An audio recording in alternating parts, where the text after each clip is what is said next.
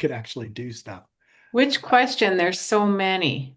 Well, you had two questions. One of them was, but you kind of answered yourself, and I kind of came back at you with a different way. You said, how does rotation affect edging? Right. Or how do those two fundamentals work with each other? Okay. Hmm. And the other question that you had was about speed control. And there's an understanding, you have an understanding issue with how speed control works. Well, my question is, Before you start, I'm going to say this because yes, everybody has the same problem with that. yes, it's we all talk about engaging our edges earlier in the Are you turn. having trouble with the internet? I don't know. Go ahead. Keep going. Okay. I everyone talks, we always talk about having to get grip earlier in the turn and early edge engagement for speed control. And my question is, I don't know how to explain that to a guest in simple terms. Cool. Cool. Like, why should they care about that? Why are they going to want it? We are talking about metatarsal movement and ankle movement and, Yeah, yeah, yeah, yeah. All the and it's like, stuff, right? what's the real, like, why should I try to engage my edges earlier in speed control? Because everybody's going to want to slam the brakes on at the bottom of the turn, which is what we see happening in a lot of our MA, you know. Constantly, right? I mean, So, that's like the number one thing that people do is try to control their speed through, lots of late grip, right? They yeah. grip a lot at the end of the turn.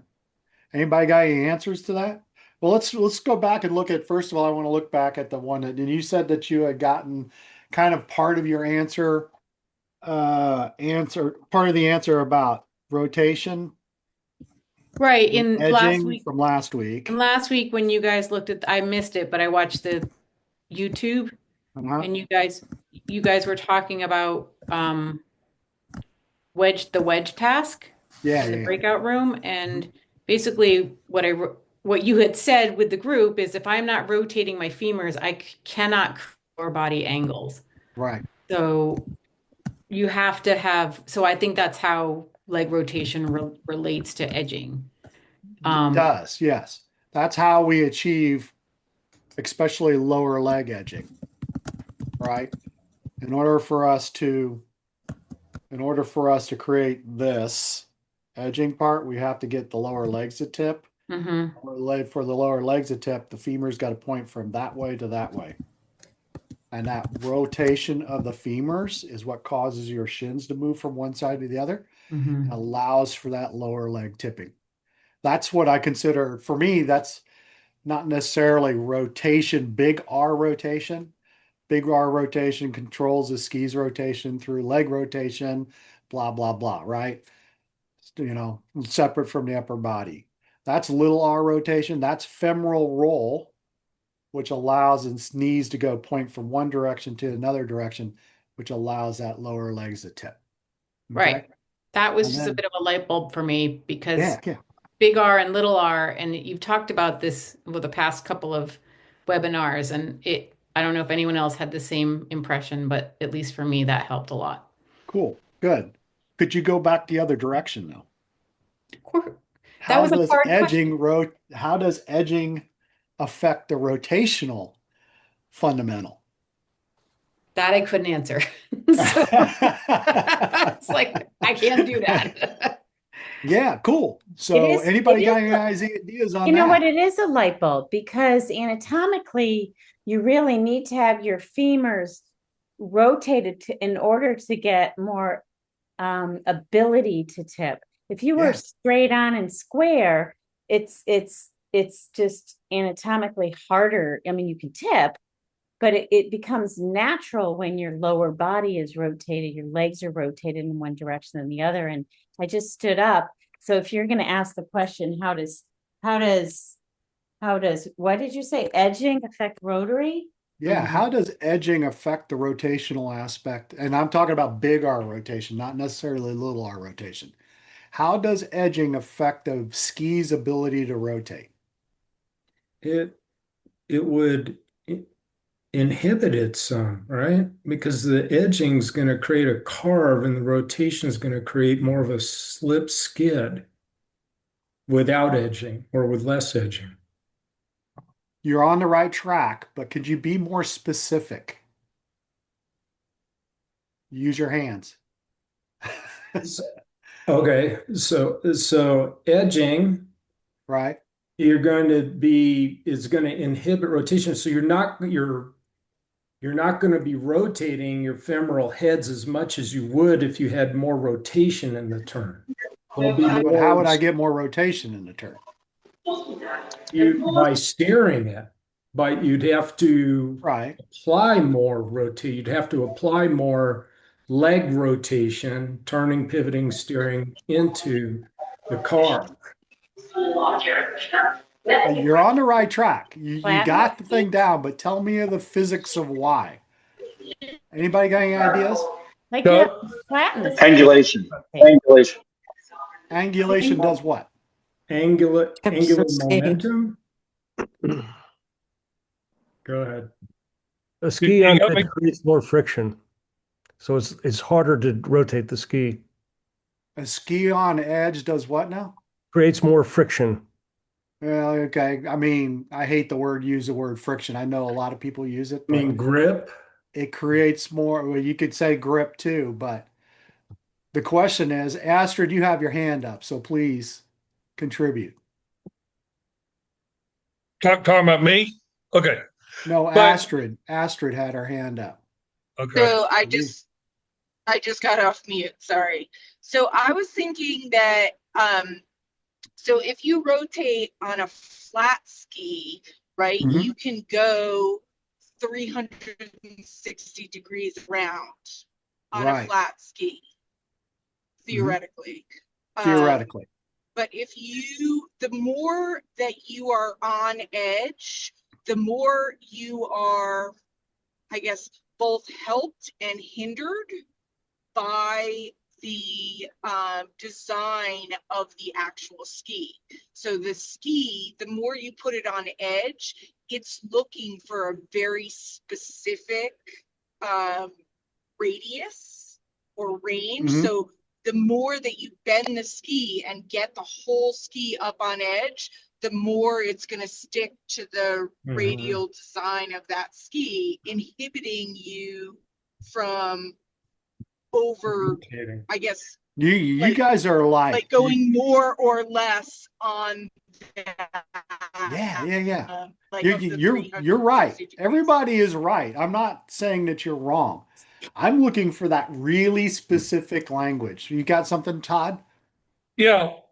From from going from starting the edge, doing it backwards, if you get enough of an edge, the rest of the body, your hip rotation is going to happen or you're going to fall over. So coming from the bottom, you get that edge. The more edge you're going to get, it's going to work in reverse coming up. Your Yeah, that's right. Yeah. your upper body, it's going to go backwards instead of from the top down. You're doing the bottom up. The more edge you get, the more you're going to do it. You guys are getting the point and you're getting the understanding. Can we make it so that it's more black and white or less black and white and more like shades of gray? Can I look at it from a little different perspective? Sure, please. When I put my skis on edge, they bend and they start to turn. Yep, that's kind of what Astrid was going So about. Yeah. what happens is my skis are turning my legs, Yes.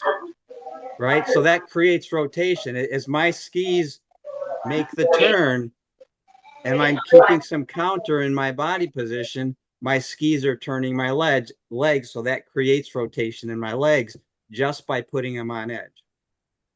Yeah, cool. That's more of the same though. So let me ask you, let's look at it in terms of like this. When you're on a flat ski, how easy is it to rotate the ski? Very easy. Very easy, right? All we got to do is just twist our legs. How fast can we turn our skis that are flat? Very fast. Very fast. If we put it on a little bit at edge, does that rotation speed up or slow down? Slow down. Yeah. Why? Friction. Yeah. Well, Grip. yeah, you could call it friction, you could call it whatever, but the ski starts to dig into the snow, right? Right. Snow displacement. I don't know. Yeah, well, yeah, I mean, I don't want to put anything on it. What I want to say is that because the skis are on edge, is creating a resistance against the snow, which is Or skis slowing no down the rush. rotational aspect of it. True. And the more that we get on edge, the more we keep the ski from turning or pivoting, right? When we're on True. flat, it's really easy to pivot, but when we get to a high edge, you can't pivot anymore because now The you have snow to is shove push. snow around, The right? snow is pushing back. The The snow is snow is pushing back. pushing back. Well, it's keeping the ski from turning. So now we have to rely on what Scott was talking about, which is ski performance to help us turn the legs, Okay. which is the opposite end in my one. That's like the pure carve moment, right? But we have this whole thing in between, which I want everybody to be aware of, which is when the skis are really, really flat, they turn really fast. When they're just a little bit on edge, they turn a little slower. And when they're on high edge, they don't turn at all, except through ski performance. Uh, can we say knife and butter effect instead of You could say knife and butter, yeah. and this instead of spreading butter, the guiding butter is represented as spreading butter. That's a great analogy I use constantly with kids, right? When do we turn the knife sideways when we're spreading that peanut butter? No, because you're gonna shred the bread, right? If I put it So just, I the gotta make it simple flat. answer, Huh? the simple answer is the more edge angle you have, the harder it is to rotate your skis. It is harder to rotate the skis. So that's the relationship. That's the relationship. Yeah. That's the relationship between the two of them. Does that make sense, Katie? So I got one, I got to roll my legs in order to get on the edge. And then the other one is I got to flatten the ski to allow the skis to pivot more. That answers the question on how to talk to a guest. Yeah, yeah, yeah. Yeah, just give them the old peanut butter story. I like the peanut butter story because everybody gets that, right? That's Yeah. easy. You put the knife up on edge, the more you do, you're going to tear your bread, tear your toast, whatever you want to call it, Right, right? but if you put it on edge earlier, it does slow you down. It You does can't slow you rotate down. as fast, right? Right. It does slow you down. It slows down the rotation. Slows the rotation down, but then that will slow you because then you won't accelerate because if you rotate and make that turn, you're going Well, to catapult yourself around the hill. now that's the dichotomy. So is edge ski go faster or slower? Faster. Faster. Depends on Yeah. if it's carving or skidding. If it's carving or skidding, which one is faster? Carving. Carving. So the higher edge angle you are, the faster the ski wants to go. But But the I'm less we talking have it about on edge, that's the more of the buttering part, right? We're not trying to displace the whole mountain. We're just displacing a little bit that's skim layer of snow on top. Just trying to get a little bit of grip to allow us to control both the rotational aspect and the edging aspect. Oh, okay. Yeah. Okay. So when we go around a corner, like this is my ski, right? And I'm going around a corner, I don't go like this all the time, right? The tip doesn't always follow the tail, right? The tip does not always follow the tail going like this. You mean the tail doesn't always follow the tip? The tail doesn't, yes, and vice versa, right? Yeah. I can't even speak myself anymore. But we don't do it like this all the time because the steeper the slope is, the less we want to do this. Now we want to turn the ski on edge and we want to do this, Mm-hmm. right? Or skidding. And this is an important point that Jim Shaw pounds home all the time. This is all right because we're still getting ski performance if the tail outraces Yes. the tip a little bit, as long as it pivots in the middle, right? Mm. Because this frictional part, this grippy part, this part that allows us to control our speed is important. But we have to do it, the more we do it up here instead of all down here, and I don't know how to explain it other than you need to feel it. But when you do, you're like, I want more of that because that's so much easier. But But as there soon is as you get also that grip the up above, you don't have to like capture yourself at the bottom. Yeah. Mm. when you think of dirt in your speed control, though, when you're on edge Uh-huh. and appropriately early on, and you bend the ski appropriately, and you pressure the ski in the right along the length of the ski, your skis will accelerate through the finish. Yeah. So Yeah. when you think of dirt and control, that rotation must be a key aspect in trying to help control that speed, because you can vary your counter, is that it? Or how you come across into the next turn? Am I I think the point is that we can evaluate, we can control how much edge and how much rotation we have at any given moment, but there's a balance that happens there. Mhm. And just we don't want to do is we don't want to get up here to the top of the turn and then all of a sudden have the ski go like this, Right. right? Which is what most people do. They come across, get out of the transition, then here, and then they follow, right? This is like the comma turn, right? We get to here, and then all of a sudden there's a spin, and then we get to edge, and then we count, and then we go through the where the tail follows the tip at the end of the turn, the last third, 2/3 of the turn, right? What Jim is saying is that we can get to this point here and then slowly add in this little piece at the top that allows us to rotate and edge and get a little bit of that grip at the top so we don't have to grip all of it at the bottom. We're doing like a preparatory grip Like at the top of releasing the toward turn. the end. Do you mean sort of releasing a little bit? Because I've always thought of Yeah. progressive flexing as you come to shape and round, and then you're sort of that pressure control at the bottom, you're letting go a little bit, letting the ski Yeah. You body are forward so because you there's not much, there's transition. no No you're need. what you're doing Yeah. is you're evaluating how much pressure you feel at the end of the turn, and you want to keep grip because if we resist against all that pressure coming at us, that's when the skis want to release on their own and we get the chatter thing. But if we flex into that and allow the ski to remain on the snow by flexing in and absorbing some of that pressure, that's important too.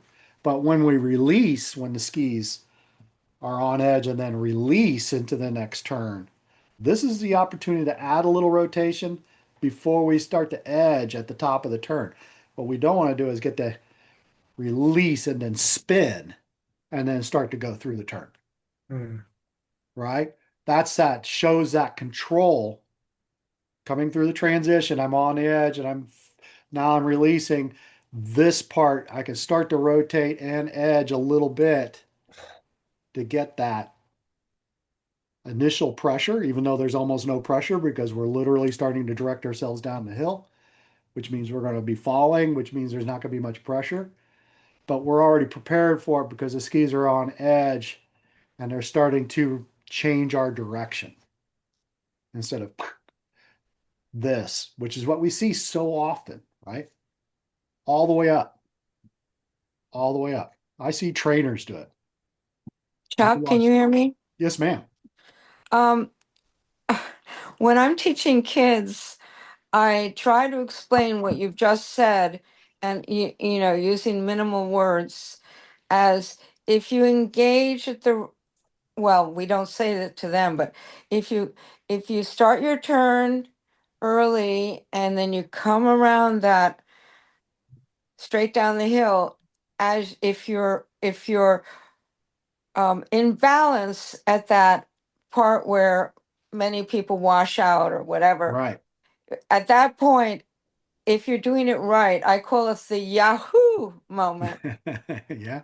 Because Yeah. if you're doing it right, it whips you or it is gently glides you into the transition for the new turn. Sure.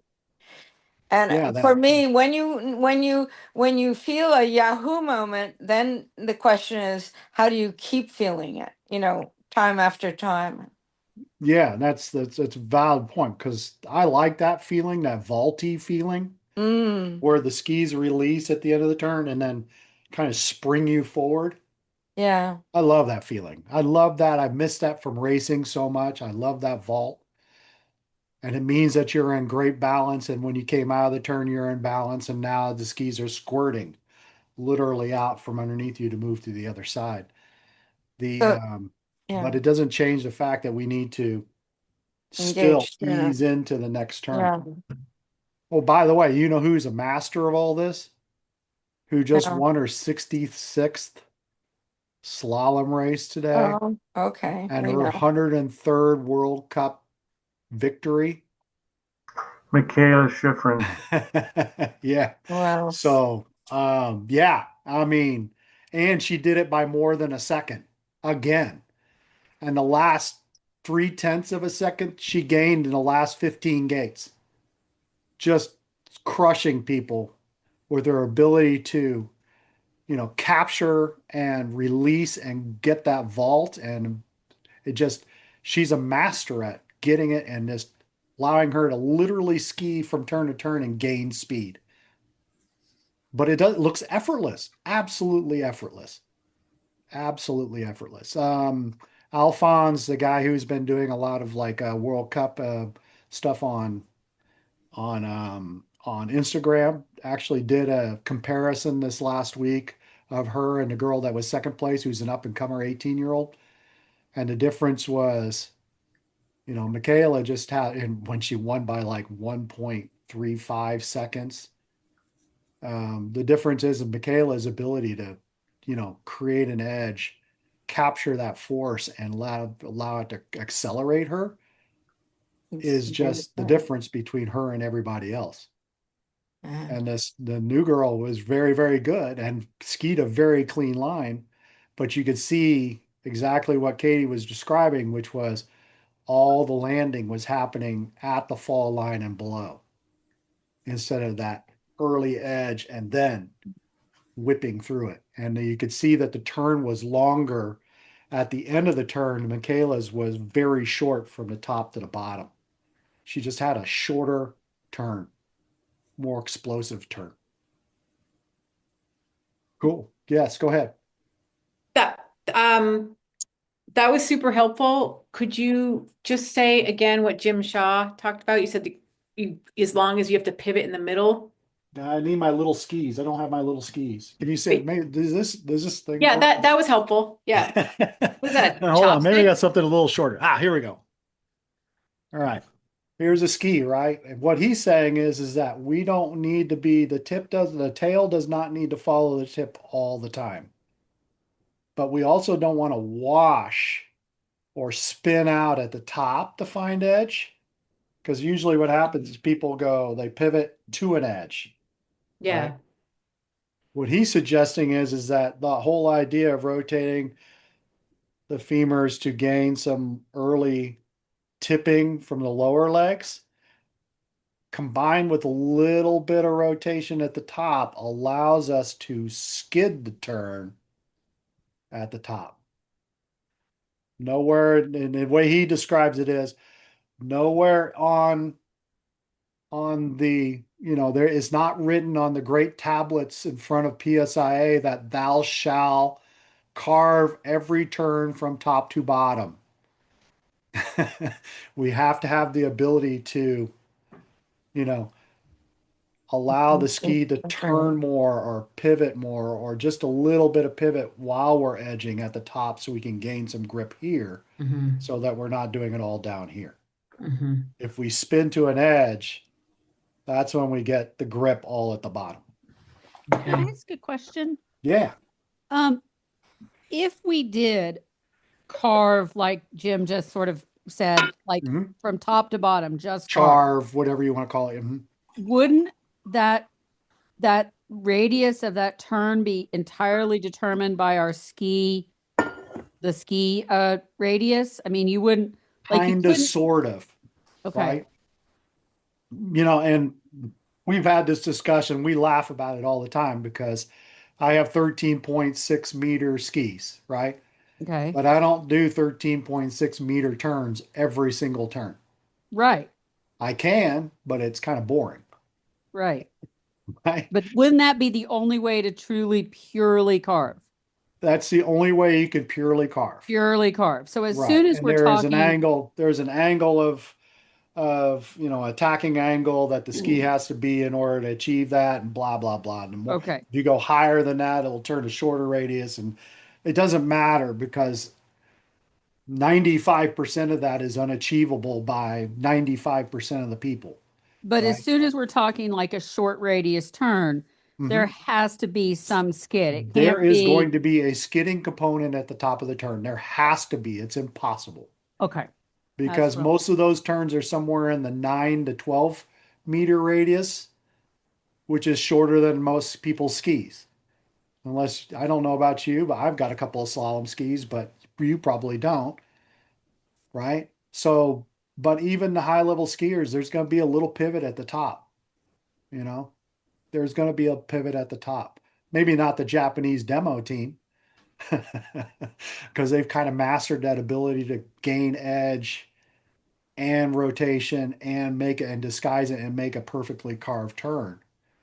But again, like I said, I mean, when you do that, you go faster, faster, faster, faster, faster. How about the video you show of Jonathan Ballou and he's making that perfect turn like a medium? He does make those perfect turns and it looks really spectacular. But what we were not seeing is that there is a skidding component in those turns too.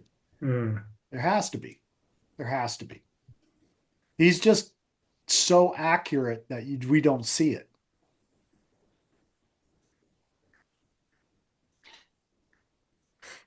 All right, that was 35 minutes. Anybody got any other questions? That's 30 minutes, I guess. Any other questions? Have I just like blew in everybody's minds or Hey, Chuck, can I we got a talk few for a minute thousand about that mile yard A-frame that stairs? we covered this week a little? Yeah, what did you say? Well, the A-frame that we see sometimes in Oh, people yeah, yeah. skiing. Yeah, yeah. So when you look at the Matrix videos online that are short radius, I showed Chuck this week. There's some A-framing in some of the people, and these are high-level skiers. Mhm. And one of my questions is this for discussion is why does it matter if there's a little bit of A-frame in there? Why is it so critical that that the legs be exactly parallel and not have any A-frame? Does it You really want me to affect? tell you the truth or you want me to lie to you? I want to hear the truth because I'm thinking, you know, as you and I talked about it afterwards, I'm thinking it really there isn't that much. There's a little bit, and you're kind of moving from ski to ski a little bit anyway. So maybe it's Right. really not a bad thing. It depends on what it's doing. You know, I mean, one of the videos that came up that you showed was like, I think it's this one with Jennifer Simpson in it. And It's just the Jennifer Matrix Simpson, video of yeah, here, this short is it. radius turns. So here is the one that he is kind of like referring to. This is one of them, not all of them, but frankly, this is a great example of one. All right, and it's this video here, the short radius. Let me see if I can get it. I'll just go to straight to the YouTube video. Here we go. And and this is what he's referring to here. And You see the A-frame, the space between his lower legs. That's what I'm looking at. yeah, and the point, I don't want to put words in other people's mouths because some other examiner might come back and say, no, no, no, thou shalt, it's written in stone. Now those shin angles need to be exactly the same throughout the turn. And I think there is an ideal and then there is the reality of it. Um, this is Jennifer Simpson. Jennifer, you don't know who Jennifer Simpson is. She's like a two-time national team member from the early or the late 19, I'm sorry, the late 2000 teens to the early 2020s. And very, very good skier. Excellent, excellent coach. Really respect her skiing. However, she has a lot of upper body twist and she A-frames a lot, right?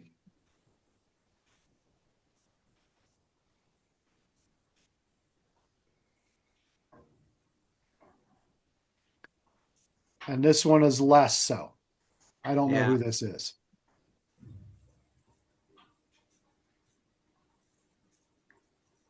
The key, I think, that I want to make is that we have to have some kind of lower our inside leg activation.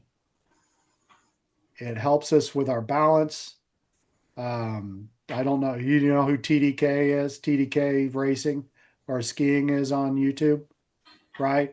He put a video last year where he talked about A-framing and was very, very, very adamant that it's also a safety issue, right? Because the pressures that you feel now need to be absorbed by both legs instead of just one. It doesn't allow you to collapse on the inside, which means it keeps your hips and your shoulders level. There's a lot of benefit to having it. And that is where a lot of these new videos are going. We're going to see a lot less of the A-framing. We're going to see a lot more of more parallel shin angles. So I want to But make sure I let me understood what put you it just this way, said. Scott. The TDK guy is saying A-framing helps keep you more balanced, or it No. hinders He you. says that having a more parallel inside leg helps you with balance. Helps you with balance. Helps you level your hips and your shoulders. Okay. Allows you to absorb more pressures. It allows you to move from one side to the other better. Allows you to do that femoral roll that we were talking about earlier, where you're not blocking. Because if you can absorb pressure with both feet at the end of the turn, it allows you to release into the next turn earlier with your outside leg instead of standing on it, where now you got to go over the top of it. There are specific reasons why it's important to do that. But with that said, I also want to say there is and this might be the illusion that you're looking at. There seems to be a cosmetic issue also. So for someone like Jennifer Simpson, right? This is more old school skiing, and she was a racer growing up in Minnesota. This is a hip angle. It's not going to be really easy for her to do it because her hips are wider than where she has a Q angle, a pretty pronounced Q angle, and which causes her to do that. So just by, forcing an inside leg to be more parallel actually might not do her any good. It would probably do worse.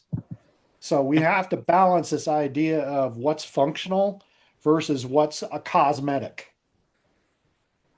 And understand that from what I said to you, which is we spent the whole summer looking at like older videos. And when I say older, I'm literally like 5, 6, and 7 years old. I mean, they're not even that old.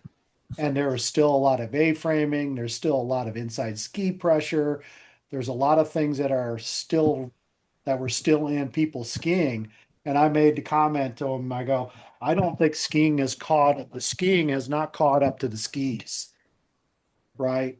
And now when you look at the newer videos, the ones from the 2024, the ones that were just from the last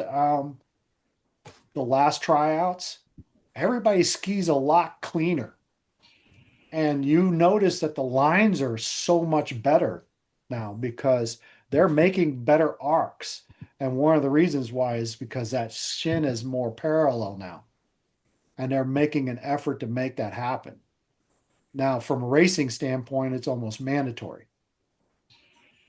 Can you But In my play and mind, loop the it's a video, more please, so active we can see inside her knee. skiing? Do you mind? I'm Sorry. sorry, what was the what?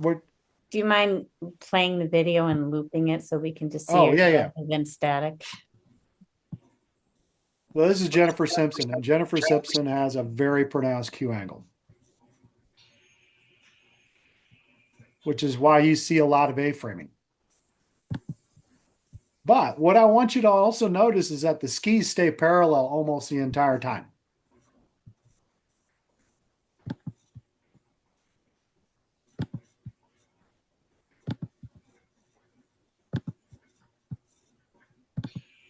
So that means to me it's more of a body position and it's purely cosmetic that we're staring at.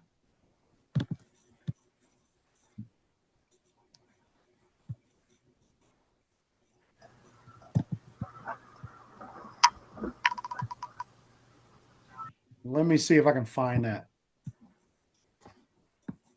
Yeah.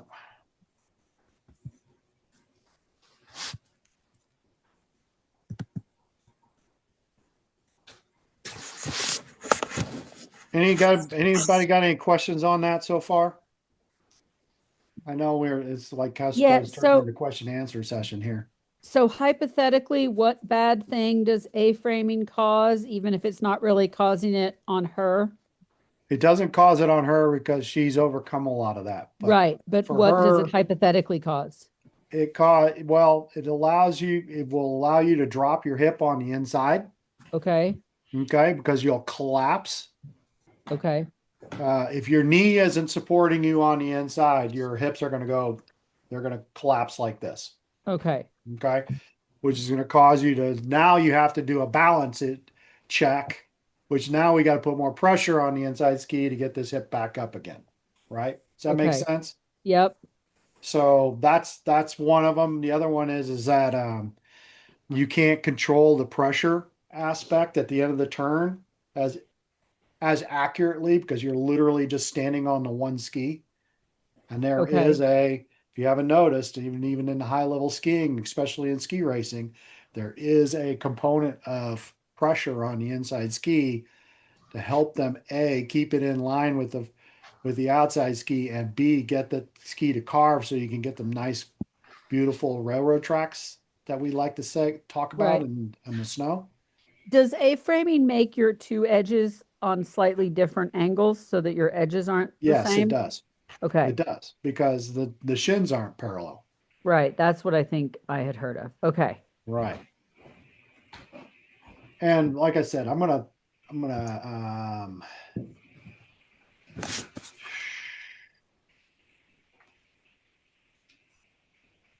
yeah. So I think this is a video here. I'm gonna drop this in. You guys can watch it at your own discretion. I'm not going to But can't some of this just be posture and like the way that hey, your body is built a certain one way, body is Astrid. built Yeah, this yeah, yeah. way? Yeah. Your And body is so built a some certain people- way. And like I said, for Jennifer Simpson, it's not an issue because she has a very active inside leg. She understands how to use the inside leg, right? Most and people other who people- collapse, the inside ski does not track with the outside ski. But can't some people also find adjustment in the cant or adjustment of their boots? Well, yeah, I mean, you're now getting into, yeah, I mean, 100%. 100%. boots. Yeah. I mean, my anecdote on that is that I actually pronate my feet and they wanted me more flat, my feet to be more flat. The problem is because I naturally pronate, and if I try to flatten my feet and I naturally pronate, that actually makes me more on edge on the inside. So I actually had to build my boot up so that my outside feet were more set up more for pronation so I could activate to the inside ski. Because otherwise I'd have to travel twice as far if they were flat and I naturally go to here. Now I got to turn twice as far to get that ski on edge. Does that make sense? That's what I had to do in order to be more successful on that. That does not mean that I A-frame. Unfortunately, I'm a child of the 90s and we A-framed in everything back then, right? Because there was an effort not to stand on the inside ski. Now it's kind of mandatory that we stand a little bit on the inside ski. Yes, no, maybe. Good enough. Yeah, Chuck, Yeah, go ahead. just to bring it back to the beginning, does this illustrate something about the activity of the ankle through the turn, determining Yeah. how she's managing that? I'm sorry, was there a question in there? It's about the ankle?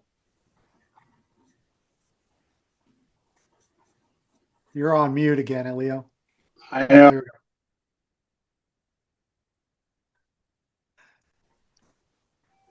Okay, can you hear me? Yeah. Go ahead. Okay, so back to the beginning. Has this got some relationship to the whole issue of how the ankle uh, angle and the dorsiflexion and other things relates to managing the center of mass through the turn, kind of not independent of, but more important than some of these secondary features? Yes. Simple answer is yes. Everything moves from the ground up. So the ankles are very important for edging. They're important for ski to ski pressure, and they're very, very important for fore aft. And there was another training session that came out from CSIA, from the Canadian Ski Instructors Association, just this last week. Uh, JF Bulio he's like leading that effort this year. And one of the big things he was talking about was that actually, it wasn't even him, it was Ron Kipp, because he used a video from Ron Kipp, and he said ankle activation is the most important thing that you have to have. You can't just be dorsiflexing and pronating. I'm sorry, dorsiflexing and plantar flexing. You have to, and you're not just doing those two things. You have to have ankle. That is like mandatory. You might look that one up too. It's a CSIA, and it's like this year's technical, whatever they call it, technical aspects of their teaching. It's for trainers. I thought it was really, really good. Any other questions? Now we're 50 minutes into this thing. And we haven't even gotten to the IDP yet. Do we want to skip the IDP for next week, or do we want to go through some of the videos? I know somebody else had some questions. I know Laura, you had some questions about the videos too. Well, one of them, it was the 1,000 steps. And Cool. I was really shocked because at level 2, telling you the 1,000 steps, they were all over the place. And you were like, well, level 2 is not perfect. And I know that because I passed, but but I was like, yeah, but I'd like to have a good model of it. And it was not, in my opinion. I mean, it looked really floppy. It looked really sloppy to you. Floppy, yes. All right. The lifted ski was not parallel to the snow, in my opinion. Okay. Oh, shoot. I'm in the wrong video here anyway. Hold on. All right. So let's look at that. We'll look at that video. I know Scott had some issues too, didn't you, Scott? Well, we had talked about the javelin turn last week, and Dion was saying that you want to tip before you lift the ski. And I Right. found that video I sent you, somebody doing that. But if you look at the matrix, they lift the ski before they tip. It's really clear that they lift before they tip, which, according to Dion, Jan Metz would fail you for doing that. Well, Yeah. first of all, she's not going to fail you just for that. She might fail you because you're ugly, right? No, but it would be nice to know which type of javelin turn we need to be doing. Do You we edge need and then lift, to, or do we lift and then edge? for the That's pretty javelin important. turn. Well, we'll look at that one next. All right. Here's the 1,000 steps that she was referring to.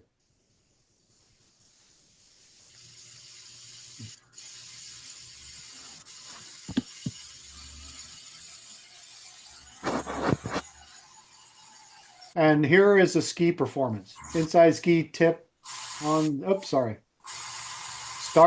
Skis start perpendicular to the fall line and step through a minimum of 2 turns. Inside ski lifts and rotates and returns to the snow in the direction of the turn. In other words, they don't want you to be making any wedges. They want you to make it reverse wedges. Outside ski steps parallel to the inside ski. Lifted ski is parallel to the snow surface. Weighted ski bends from the center. This Ski step green into guy does not finish. have parallel skis to the snow. They are not. Good. And I think from a level 2 standpoint, I think that's acceptable. Uh,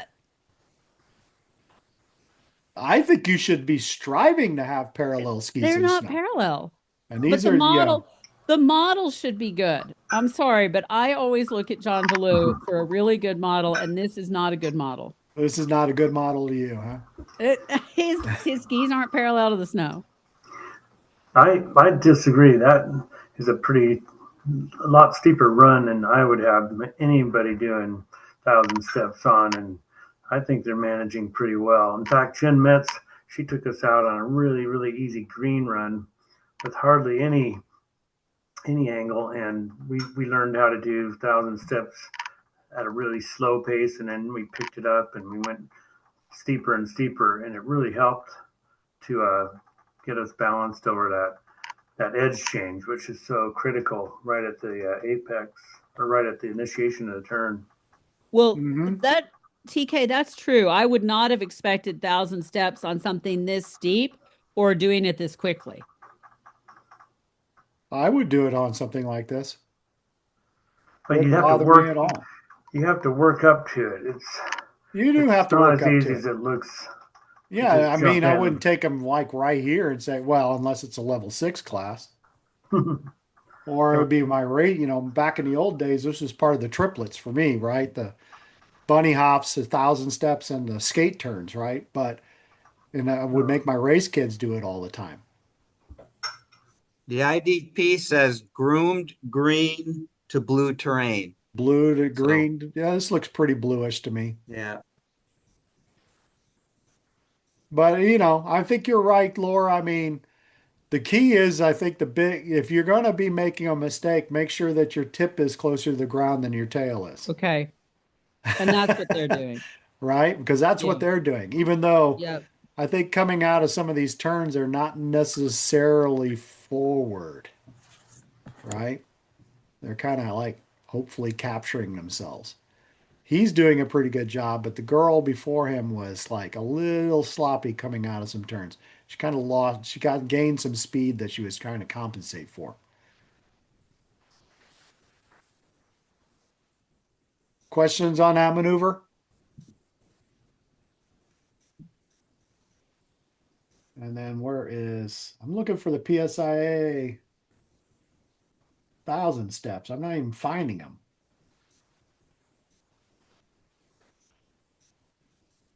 Did they even put one? Or we have to go to the matrix? Are you talking about 1,000 steps or javelin?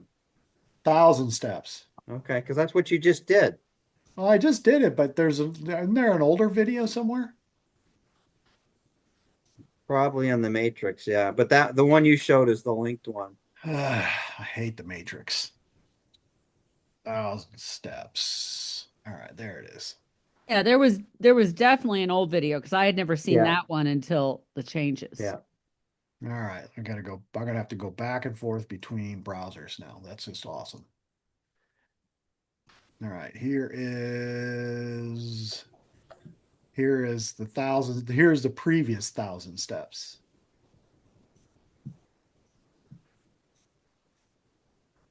We'll see if we can notice any changes.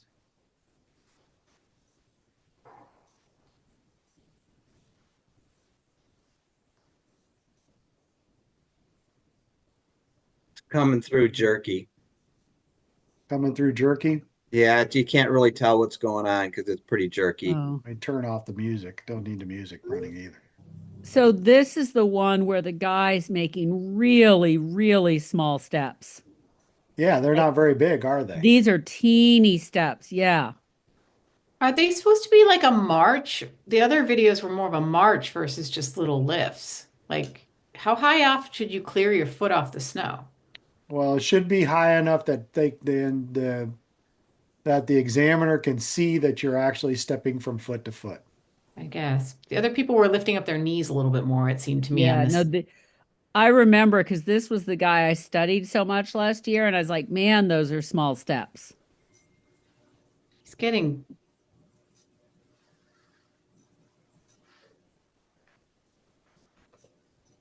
It looks like he's lifting more of the tip too than Yeah. And the how whole old is ski. this video? This is 8 years old. Hey, Scott, Yeah. what are you noticing about the knee situation there?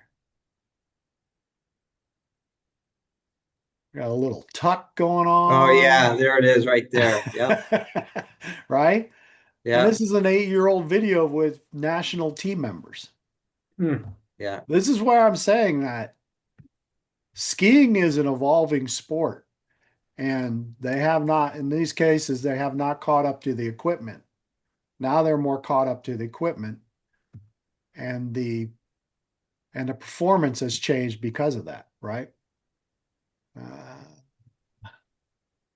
It'd be better to just do it this. Well, I can't control the. Where is it? So I just want to ask, are you on the matrix, like these new videos versus old videos? This is all on the PSIA website? Well, actually, they're not. They're on the matrix, but no, they're not on the matrix. You actually have to. That's the one thing I forgot to do. I need to put the new didn't- IDP in the thing. I did send it with an emails. No, you sent the IDP, but are there video links in it? I didn't look at the IDP. Yeah, If you you click if on you any of link you on click the on any of the top where it's titles. blue, it takes you Oh, to the video. It sorry, I takes you to didn't. the video because the new videos are actually on Vimeo instead of on YouTube. Oh, I see. Okay, I just clicked on it. Okay. And then for those of you who didn't get it, here is, I'm going to put it in the chat. There is a new IDP. Now, for those of you in the East, this is a Rocky Mountain IDP, and the East actually has different maneuvers. And for level 2, their maneuvers are the wedge Christie, basic parallel, short radius turns, medium radius turns, leapers, lane changes, skate down the fall line, basic parallel turns with no poles, bumps, railroad tracks, stem turn, and a straight run to a hockey stop. And then the level 3 maneuvers are now short radius turns, medium radius turns, performance short radius turns, pivot slips, skate to shape to short turns, 1,000 steps, lane changes, simultaneous parallel hop turns. Oh, you got to love those, huh? Railroad tracks, pain in the S turns, skiing on one ski, hop to short, and then outside ski turns and tuck turns. Those are your maneuvers.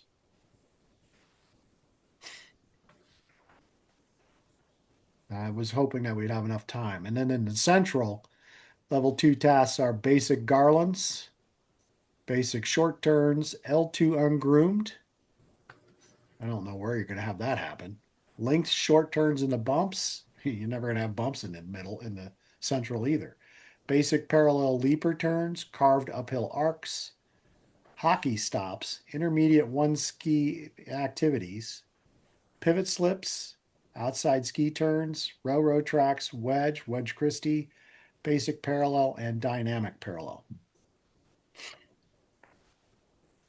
You know what the West Coast is? West Coast? Yeah. I did not look up the West Coast. Who's teaching in the West? Me.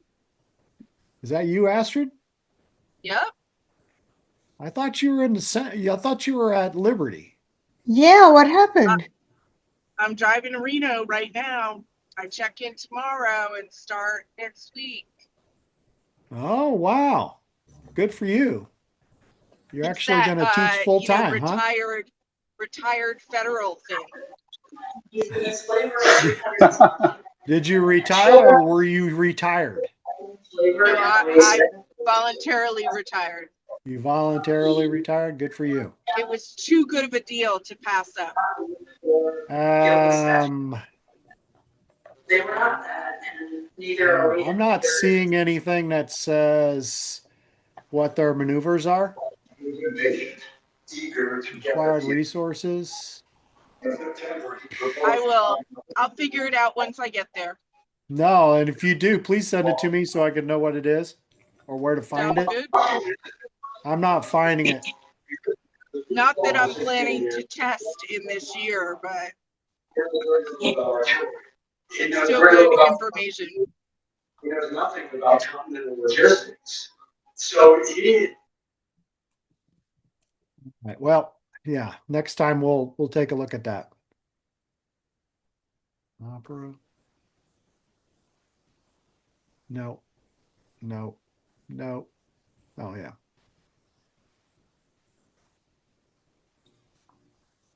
I'm not finding my video.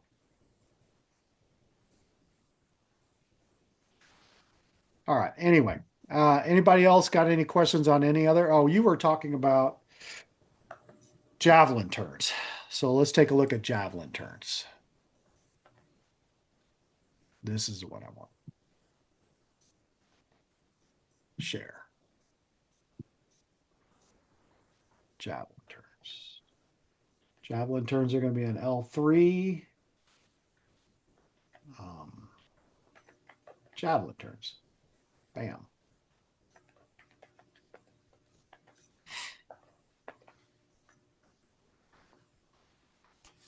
I don't think they've changed it. I think they're using the old one. Yep, they are. You can see clearly picks it up before he tips.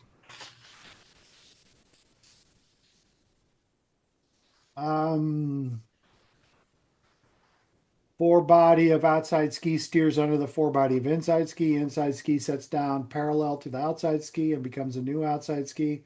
Outside ski leaves brush track in the snow, so no carving.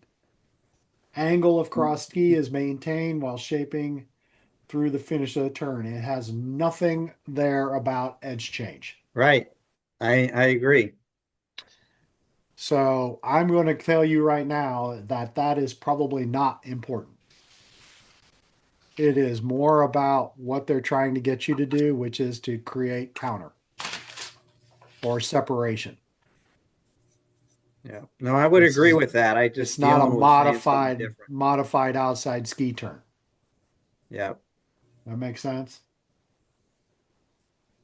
Where is the outside ski turn? Because the outside ski turn is definitely new inside ski is off the snow prior to edge change and throughout all phases of the turn. And the other thing is when we're looking at the white pass turns, that's changed back to a traditional white pass turn. Because in the Rockies, they were having you pick up the new inside ski or the inside ski at apex. Yeah. You'd switch at apex to apex. You would switch it and go from apex to apex. Well, now they're not doing that. Now they're going back to the traditional white pass turn, which is to pick up at transition.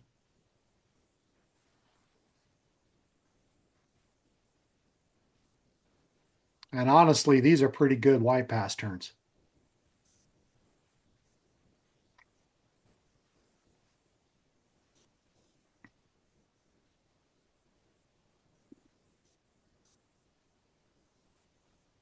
Of course, Jonathan makes everything look easy. These don't look as easy.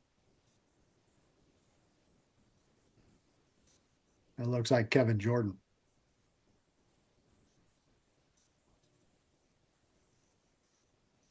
What is the purpose of that? Stupid human trick. I mean, that he just looks like he's about to fall over on his inside leg. That's what we're trying to unlearn if we're old skiers. Right. Yeah. So remember that thing we were talking about with parallel shins and things like that, and the activation of an inside ski? This is about activating the inside ski. Right, but we're putting our full weight as we go around the turn on the inside ski. Yeah, and look at this, right? Does that look natural to you? No. That looks. This is the problem with the white pass turn in my mind, is that because we put a lot of weight and pressure on the pinky toe side of the ski, Right. right? And even here, this does not look natural.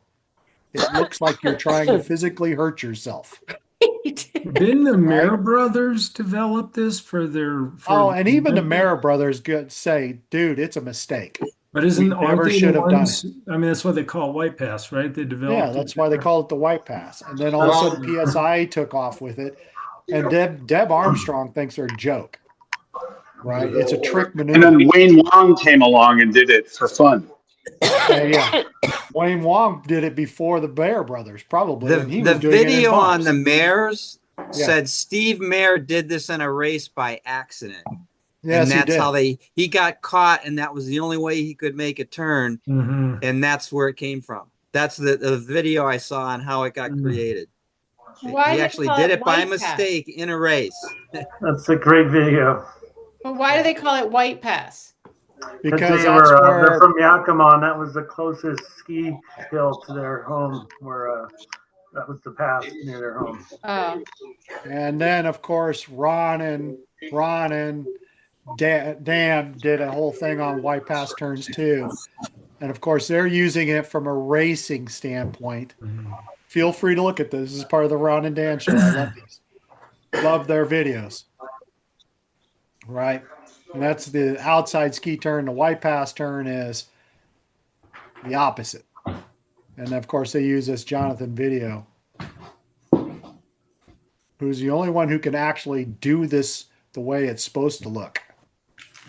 And supposed to look is a relative term because you just watched Kevin Jordan in the most contorted thing ever, right? And trying to make that maneuver happen, which is, and I think there's a big debate among a lot of the trainers as if that's a really useful thing. And if you know, Phil, And this is Steve, them they're talking about, and they're like, it was a mistake. It was a mistake. Yeah. The video. Here we go. And then they have some videos showing some racers doing it. Right? And the racers are doing it, but remember, this is more of a need than something that we're going to do all the time, right? Like there, that's a need, right? I needed to get down. I needed to get turning as quickly as possible. But he didn't do that because he wanted to. He did that because he had to.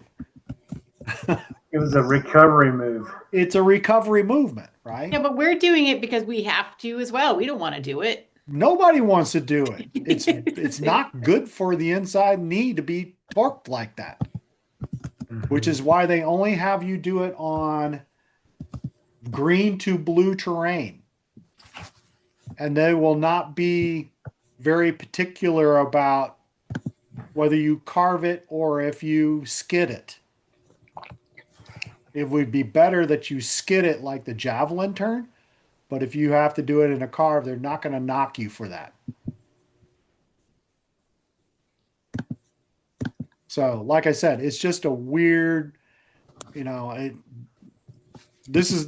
don't mind them doing the white pass turn. I actually trained for this all summer so that I can actually execute this one. But I look a lot like Kevin here, right? I look like I'm getting ready to fall down half the time.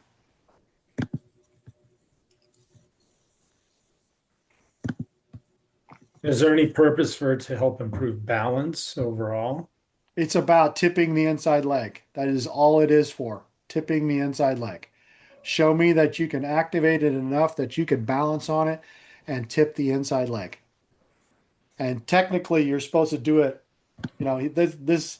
this is where, and we're watching Jonathan at the very first one here, right? Because this was a couple of years old. You can tell it's Jonathan because those freaking blizzard skis. And he's the only one who could do that, right? Because he's 5'2" and has a strength of an elephant and could stand on those skis like that. But those of us that are 6 feet tall, this is what we look like. And it's now really, really contorted because we have bigger levers and which require bigger strength. But the whole idea is that we show that we could tip through the inside leg this way and just start the turn with her inside leg. But again, that's just not a normal position.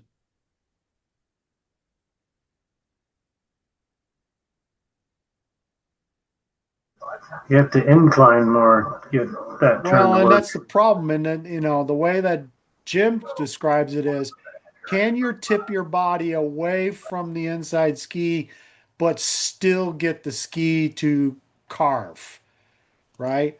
Which is what he's not really doing, right? He's literally inclined. Yeah, that's also really rough on your knee. It's not good for the knee. No, Yeah. the knee was not built to stand on the outside pinky toe. Otherwise, we'd have two big toes on each foot. Right? We're supposed to stand on the big toe side, not the pinky toe side. So this is, this and Speed's turns to me are just trick maneuvers. Except I'm starting to see the value of them, which is why I'm going to be practicing them all damn year as Speed's turns, hop turns. For those of you who don't know what a hop turn looks like, here's what a hop turn looks like. And it's just as physically demanding as it looks. Because guess what? Nobody wanted to do it for the new videos. They're all chicken. So what did they do? They got Jonathan Blue to do them again. Right? Because he's the only one who can freaking do these. Die Hard Bunny. Huh? He's the Well, these are Die Hard hell. Bunny.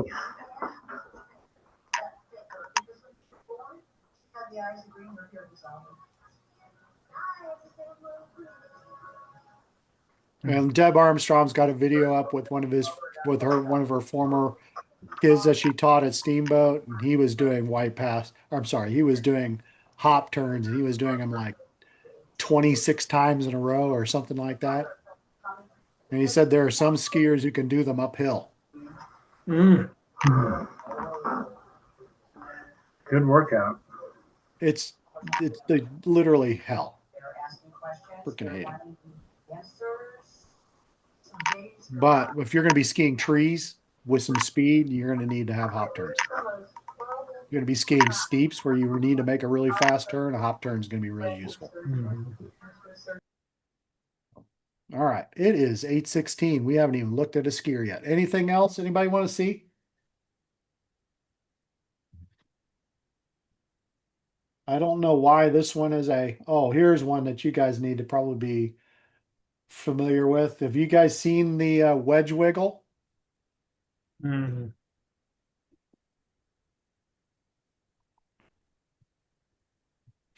Here is the wedge wiggle.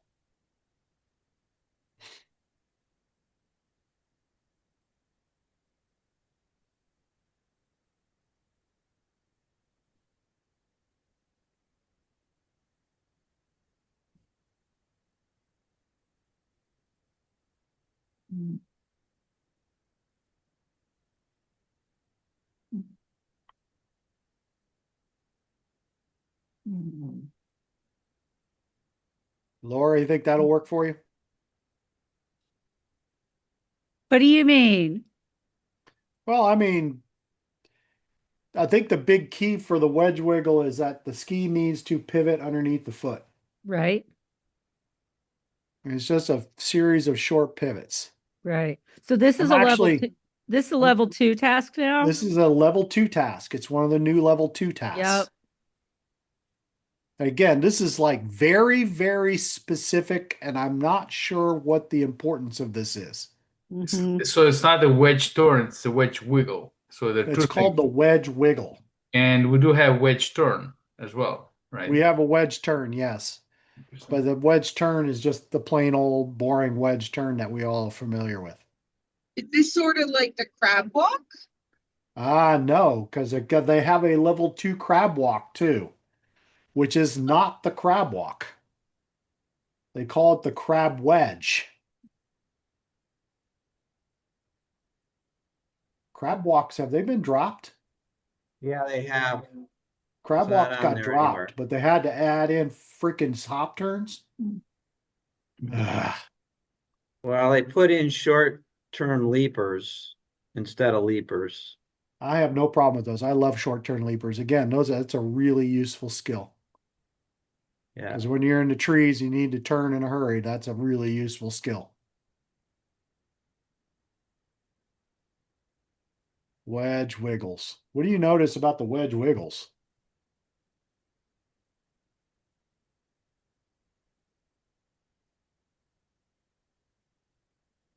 Other than they look Well, stupid. Like seems feet, like there's a lot of femur rotation.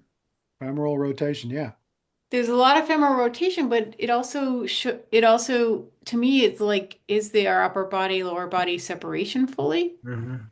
I But Because could be. I think there's other ways to do that, but right, but no, but I mean it looks like because of the way the wedge is wiggling that the Oh, There's you're some right. hip turning going the on. hip there's hip turning, the turning. pelvis Thank you, Scott. turning. Yeah. Yeah.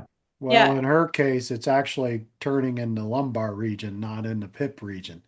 right. It just So what's the point? I think I'm gonna say this out loud. I think we've gone a little too far on the separation thing and about counter. And that from what I'm noticing from like a lot of the European, they turn with the skis a lot more than we do here. And we've put too much value on something that may not be as important as everybody thinks it is. You mean their upper body follows the skis The more than upper we've body been taught? follows the skis more than it does here. I even noticed that last year, Mm-hmm. whenever I would be in a class with a PSIA examiner, that I had gone somewhere to take, they were much more have a natural counter, like Mm-hmm. what's the normal amount. Whereas when I was taking stuff with lower level, coaches, they were more into that, like even in the medium radius turn, this hard counter. Which No, I remember Jen Metz was like, no, you can't counter that much. no. And I think that's very, very important to understand I like what Jen Metz has been talking about the last couple of years, which is there's a natural amount of things that we should be doing, and anything that we do that's more than that is contrived. It makes you look contrived, and it's very easy to spot. The one thing that she was harping on us about was we were making this massive effort as trainers to get over the new outside ski as quickly as possible, a line over it. She goes, no, just let it happen naturally. When the ski starts to reverse, change your direction, you align over that naturally. You don't have to align first and then turn the ski. Mm. And that was like, oh. And then when you skied with it, it was like, that's so much more natural and easy. We were just way overthinking it. And I don't know where it came from, but we were all doing it. All of Hey, us. hey, Chuck. Mm-hmm. On on the video of the wedge wiggles, it looked like they had their center mass a little more towards the back, which allowed them to make that back and forth turn. Kind of like Yeah, the but the weights at the key back. is the key that I'm going to say to you on that is, Todd, and I agree with you. The key is they're going to be a little bit back because it's going to help with the femoral roll just a little bit. The key is that the needs to be pivoting at the feet and not you trying to push the tails or point the tips. Does that make sense? Yeah. Because I think a lot of people, when they get into these maneuvers, they overanalyze what's actually happening. It should be just a natural maneuver. It should look like this. So so with it being at the feet, then yeah, I can see how that Yeah. the feet's doing it as opposed to the what I'm seeing. Yes. Yes. Here's what the wedge crab walk looks like, or the crab wedge, which is a new one, which is actually funny enough. This was a maneuver that I did in my level 3 teach. And the way she's What? doing it actually makes it look like it's fun.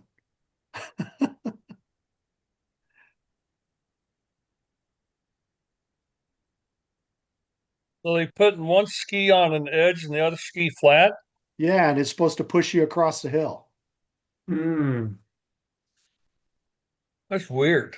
It's a crab walk variation, Yeah, and it's an yeah, it looks a actual lot crab like your walk. crab walk to me. No, it's an actual variation of the crab walk. Michael Jackson on the snow. Can you show us an actual crab walk if this is not one? Oh, sure. Let You me, know, when I took some class last year and the guy had us do those exactly, and we were all like, why are we doing this? This isn't going to be on our test. But I think he was like testing it out on us. right. We were Here the is guinea what, pigs. here is like a normal crab walk. And basically you're balancing on one ski and you're reaching out with the outside ski and you're allowing it to come back in. And then there's tons and tons of variations. One Oh, of they them, were the ski doing that actually at pushes you. Breckenridge. Huh? They were doing this at Breckenridge the other day. Right. But Oh, the crab walk that I was thinking of looks more like the original. yeah. And I remember actually doing that with God, it's been a couple of years. I think it was right after COVID with Angelo Ross, and it was like outside ski to outside ski. Yeah. So Hmm. even without, it's like even without necessarily moving your skis, the tip or the edge of the skis, like you were saying, like the flattened. Hmm. Yeah, it teaches lateral separation. So we have rotational That's what it separation. like. It's This teaches lateral separation this way. Hmm. And like, I don't know. I mean, I like this drill. I think it's interesting and cool. I don't know how long it's going to last in here though, because it just seems very, very, very specific and not ski related. You know what I mean? Where would you use this? On the beach. Right? but Where would we use like this particular drill in regular skiing? Well, is it just trying to show independent leg rotation? Well, it does. You have to have independent leg Right, but I mean, rotation to like do it, but if you were is trying to make this really a good way to show that, or is some other way to do this? maybe it's a way to teach kids to how to like, use their edges to make a turn. Yeah, But That's ski to ski pressure too. right. ski to ski pressure. I think it's a way to build the muscle memory of you know maybe we're not using enough ski to ski or independent rotation. Yeah, So while typically we you don't. wouldn't use this specifically all the time in skiing, like you wouldn't ski like this, it's developing that movement. So when you start to blend everything, you have it. And I think that's kind of the same thing with you were saying like maybe we overdid it on the upper lower body separation, but it was probably put in that way because like even a lot of times we've looked at videos where it's like, oh, here's a level two who's rotating a lot, like they're using their upper body to make that turn. And I know Yeah, when I get tired, that's like the first key. I'm like, oh, I'm totally using my shoulders. yeah, I'm 100%. so it sort of builds that muscle memory and skill group so that when it's time you can use it or you can recognize that you're not using it. Yeah, Yeah. 100%. 100%. You know what? The one thing I like to say all the time, we're lazy animals, right? And we don't necessarily ski 100% accurate all the time. We have three different kinds of skiing. We have the crappy skiing because we're lazy. We have the skiing that we use in teaching, and then we have the skiing that we do in exams, right? And Hmm. they don't all look the same.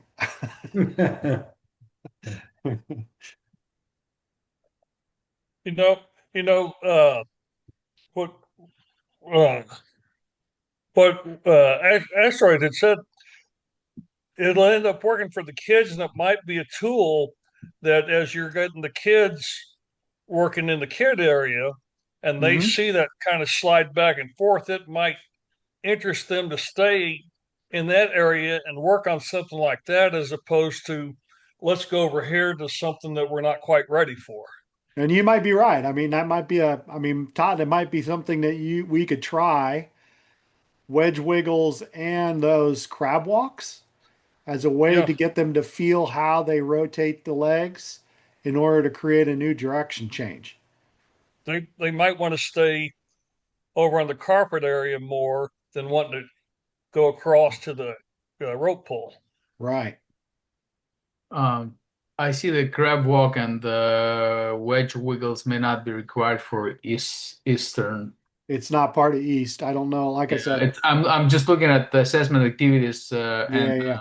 I don't see that those two they're listed there. No, they're not on the list. They have there is a skate down the fall line, which is actually there's two skate maneuvers now, isn't there? Just I see Skating one. I see skating one. downhill is one. Did they have no skating on the flats is the other? Or skate? Do they have skate to shape too? It's now they have something like outside ski turns, which I haven't looked at yet. Yeah, and then I don't know, Lord, how do you feel about diagonal side slips? Those don't look like they'd be that bad. So this No. falling leaf looks really different than I feel like I've been shown falling leaf. We never had falling leaf, but I didn't see it as going downhill nearly this much. Like this person's really skiing switch for a while. I saw it when I've been taught it, it was much more just across the hill, and all we were doing was flexing and extending our ankles to show that you would go forward and back going across the hill, whereas this skier is really going into a switch position. He is. This is a That, level 3 maneuver now. okay. So it's a very different maneuver. Yeah, it's a very different maneuver. Where are they doing it? Moderate blue green groomed terrain. After side slipping forward once, backward once, the skis pivot roughly 180 degrees with the tips pointing downhill. So they really do want you to turn around and kind of ski switch for a second or two. Yep. I feel like that was part of the freestyle certification too. Oh, yeah. So 100%. I almost feel like when we took our FS, it was like forget everything you know about upper lower body separation. That's what it felt like. Like nobody said that out loud, but like when we were preparing for it, I'm like thinking to myself, like, wait, you can't do that. That's like you're actually winding up with your shoulders to do these moves. So And I'm not even gonna lie to you. This is almost an invitation to go ahead and use some rotary movements, right? Upper body movement to help you kind of steer around, right? Now, this is an appropriate amount. In my mind, this is training an appropriate amount of counter. They have the appropriate amount of counter. It's never too much and never too little. But I've used backward skiing like this to help kids understand a little bit about separation. They don't know that, but I don't have to tell them that.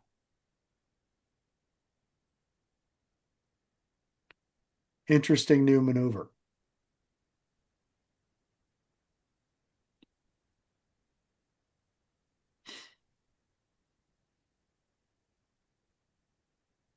And maybe when Mike comes back, because Mike went actually to trainers training, and maybe he's got better explanation about this. He has a very pointed. He came back and did have a kind of a long email about the wedge wiggles, and the crab walk, which was very interesting for us too. To kind of, maybe we'll be able to share that later on. So, all right, it is 8:30. oh, Congratulations, you've made it through another week of listening to me only. Hey, Matter of fact, there were 19 of us. Now there's only 10.